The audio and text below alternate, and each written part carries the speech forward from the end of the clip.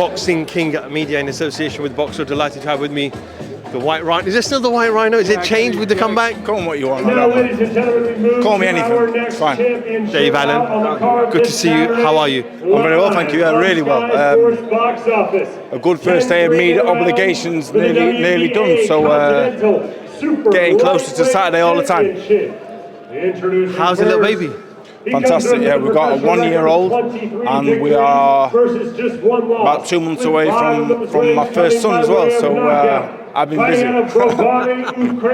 Has that changed you? You know, they say, I know you've had a girl first, but they say the girl really has an effect on a man. I've changed as a person dramatically from, like, the last time everyone here saw me really was.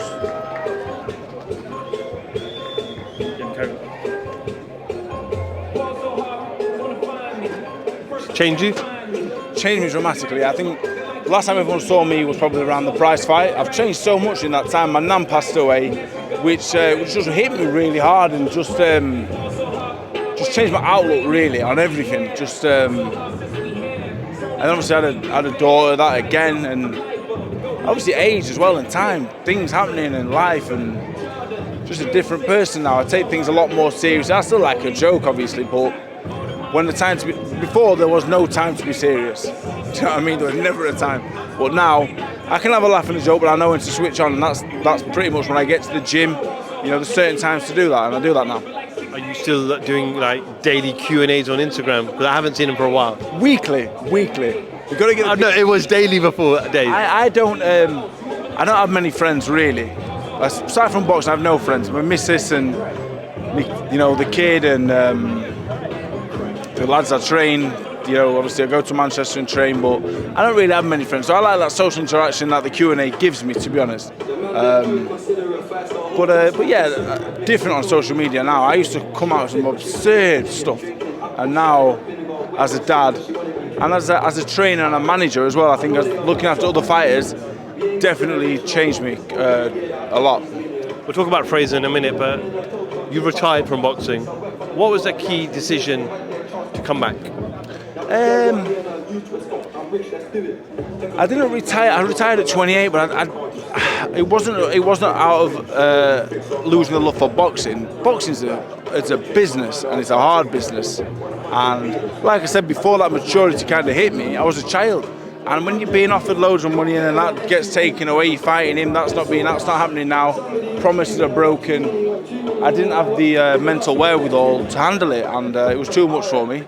I came back after 6 months because I never really stopped training. I was still doing what I was always doing, ticking over little bits and pieces. So I came back and I thought I'd get an opportunity. 2.5 years I've been back. It took 2.5 years. I thought it would happen for me. It hasn't. But the rest did me good. And I've kind of stumbled back into the big time because I thought it was over a few times. Nothing was happening, and I got out of shape, so I don't even know how it happened.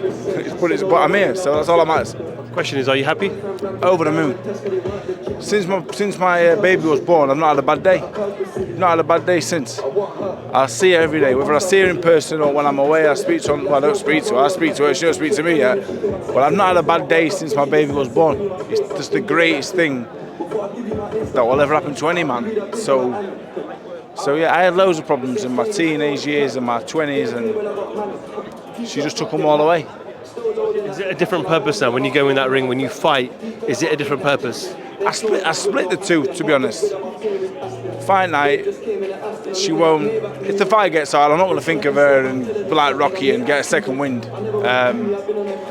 I box for me, to be honest. At this point now, I box for me. She makes me a better person, but the boxing's for me, and the boxing is me. You're only in there with yourself. So no, I wouldn't say so. Frazer Clarke, spoke to him yesterday. He was very respectful towards you and said, look, Dave's a friend, I've known him for a while, but this is the business. I'm sure you've done some sparring in the past as well. Have you? Done a lot of sparring. He's a good man. He's a friend of mine. I respect the life out of him. Really good bloke. Everyone loves Frazer anyway.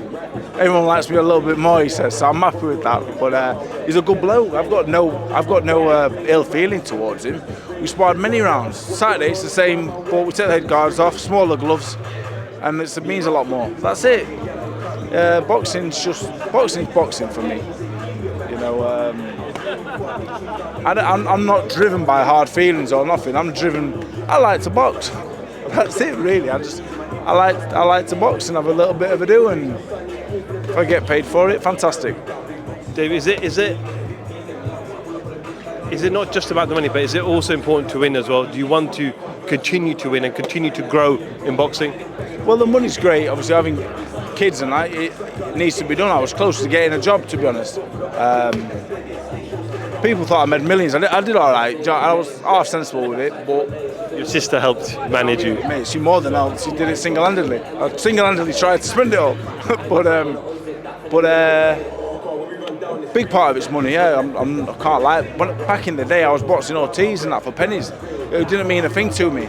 But now I've got. I guess with the kids, the purpose that I do the boxing for, I guess is a large part for them. But I want to be here. I want to be on the big shows. I love to box. I want to. As long as I'm physically able and I'm competing at a good level, I'm going to continue to box. Saturday, if I don't win Saturday, I can still continue to box, but it won't be on shows like this. Just quick one before I let you go. Daniel Dubois, Alexander Usyk. Was it low? Was it not low? It was low. It wasn't a legal shot. The referee made the right call. You're allowed a 5-minute rest period after that happens. He took what he needed of it, and he got up, and as a 36-year-old man with over a year's in activity, he beat Daniel Dubois 9 rounds to 0. He stopped him. It was an unbelievable performance, and he should be getting all the credit in the world for it. To do that at 36 with the time out of the ring. Daniel Dubois is a serious fighter, serious puncher, and he made him look very average. So the low blow talk for me is taken away from Usyk's performance, which was masterful, to be honest. I know you've sparred Usyk. How does he cope with someone like Tyson Fury? I think Tyson Fury's too big. I think they both got the attributes as boxers and as people to beat the other. But Tyson's 3 or 4 stone bigger and 6 inches taller. So it makes it a hard ask, but not impossible. Because if anyone can do the nigh on impossible, it's Alexander Usyk. So I hope we see it. I'm not confident we will, but I hope we do. Final one. What can we expect to see from the White Rhino on Saturday? Entertainment, always. As I said in the ring, that I don't promise anything because nothing's promised in this life at all. I can't promise anything.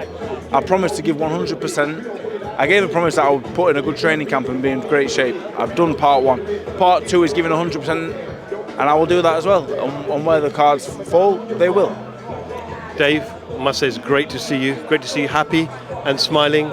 Wish you nothing but the best on Saturday, and I'm sure we'll catch up with you after the fight. Thank you very much. Thank you.